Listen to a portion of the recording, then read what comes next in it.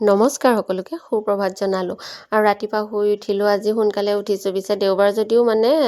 সোনকালে উঠিছোঁ মানুহজনে যিহেতু উঠিলে তেওঁ গা ধুবলৈ বাথৰুম গ'ল আৰু মই এইফালে মুখ হাত ধুই মেলি পাকঘৰলৈ আহিছোঁ ব্ৰেকফাষ্টটো বোলো আগে ৰেডি কৰি লওঁ ৰাতিয়ে বুটৰ দাইল অলপমান তিয়াই থৈছিলোঁ সেইখিনি ভালদৰে ধুই মেলি কুকাৰটোতে বোলো এতিয়া বইল হ'বলৈ দি লওঁ আৰু দাইলখিনি ভালদৰে ধুই মেলি কুকাৰটোত ভৰালোঁ অলপমান নিমখ আলু এটা কাটি দি কিনে এইখিনি এতিয়া বইল হ'বলৈ দিছোঁ আৰু মই দাইলখিনি বইল হোৱালৈকে মানে বাকী কামবোৰ কৰি লৈছোঁ এইফালে ৰাতি ধুই থোৱা বাচনখিনিও সামৰি ল'লোঁ এতিয়া আৰু অকণমান ডাষ্টিঙৰ কামবোৰ কৰি লৈছোঁ ইমান ধূলি হৈছে নহয়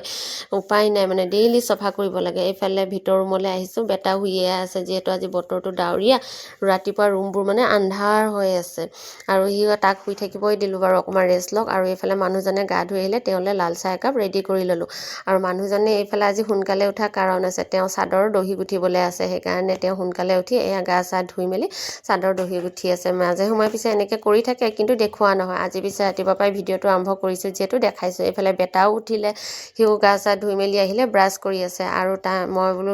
পুতেক দুইটা একেলগে বোলো ব্ৰেকফাষ্টটো কৰিব সেইকাৰণে দৌৰি বইল কৰি থোৱা দাইলখিনি তেল মাৰি ল'লোঁ আৰু এইফালে ৰুটিখিনি বোলো গৰমে গৰমে বনাই লওঁ বোলো এখনকৈ বনাই লওঁ সিহঁতক খাবলৈ দিওঁ গৰমে গৰমে আৰু আমাৰ পিছে বেটা আৰু মানুহজনে শুকান ৰুটি খাইহে বেছি ভাল পায় মানে তেল দিয়া ৰুটিটো খুব কম খায় তেওঁলোকে সেইকাৰণে তেওঁলোক দুইটাকে শুকান ৰুটিকে বনাই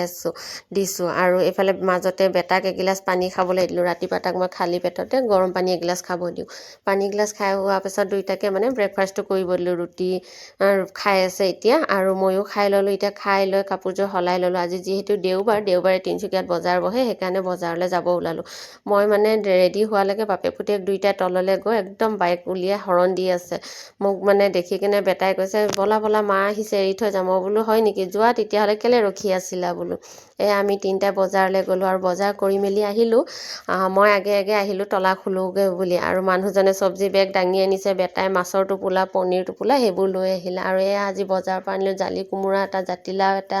পেপচিকাম কেইটামান আৰু জিকা আৰু অলপ চলপ মানে কিবাকিবি চব্জি মিলাই লৈ আহিলোঁ তাৰপিছত এতিয়া দুপৰীয়া ভাত সাজ যিহেতু বনাবলেই হ'ল সেইকাৰণে পাকঘৰলৈ আহিলোঁ আৰু আজি মানে দুপৰীয়া ভাত সাজত মাছ আনিছোঁ মাছ বনাম বোলো মাছখিনি ভালদৰে ধুই ল'লোঁ 4-5বাৰমান ধুই কিনে আকৌ এবাৰ মই কি কৰোঁ নিমখ দি ভালদৰে ধুই লওঁ মাছখিনি তাৰপিছত নিমখ হালধি লগাই মাছখিনি ফ্ৰাই কৰিছোঁ আৰু দুপৰীয়া ভাত সাজ যিহেতু মানুহজনে নেখায় সেইকাৰণে আমাৰ মানে মাক পুতেক দুইটাৰ কাৰণে বোলো অলপমান কিবা বনালেই হ'ব বেছি বনাই নাথাকোঁ বোলো সেইকাৰণে জিকা আলু কাটি ল'লোঁ আৰু এতিয়া এয়া জিকা আলুখিনি চব ভাজিছোঁ আৰু এইখিনি ইয়াতে বিলাহী এটা দি কিনে এইখিনি মানে এতিয়া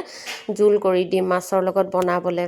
আৰু মানুহজনক মানে ডক্তৰে মানে ভাতটো খুব কমেই খাবলৈ কৈছে সেইকাৰণে তেওঁ এসাঁজ ভাত নেখায় মানে দুপৰীয়া সাঁজটো আৰু একেবাৰে ৰাতি খাম কৈছে মই বোলো হ'ব দিয়ক ৰাতিয়ে কিবাকিবি বনাম আৰু এইফালে মই মানে চব্জি সিজি থকা সময়টো মানে গেছ চাফা কৰি থকা লক্ষণ এটা আছে কিমান যে হাত পুৰে তথাপিতো মানে অভ্যাসটো আঁতৰি নাযায়